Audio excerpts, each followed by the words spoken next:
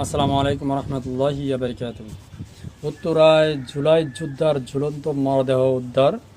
আসুন বিস্তারিত দেখি। রাজধানী উত্তরায় দক্ষিণ খান থেকে আরমান আহমেদ শফিন নামে এক জুলাই যোদ্ধার ঝুলন্ত মরদেহ উদ্ধার করেছে পুলিশ।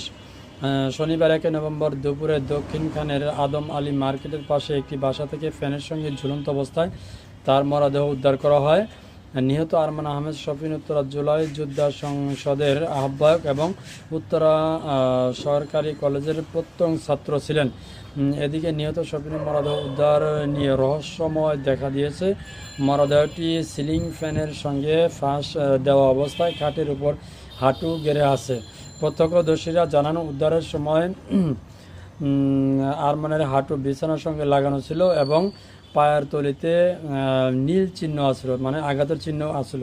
এ বিষয়ে দক্ষিণ থানার officer in charge OC Taifur Rahman Mirza বলেন, মরদেহটি ঝুলন্ত অবস্থায় পাওয়া গেছে।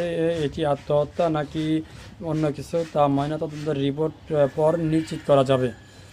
তো জুলাই যোদ্ধারা যদি এখন ডক্টর ইউনূস সরকার থাকাকালীনই এরকম অবস্থা হয়, এই সরকার চলে গেলে জুলাই যোদ্ধাদের কী অবস্থা হবে? আমি মনে করি জুলাই যোদ্ধাদের আসলে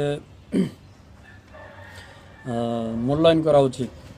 যারা দেখবেন, ভালো থাকবেন সবাই। আসসালামু আলাইকুম।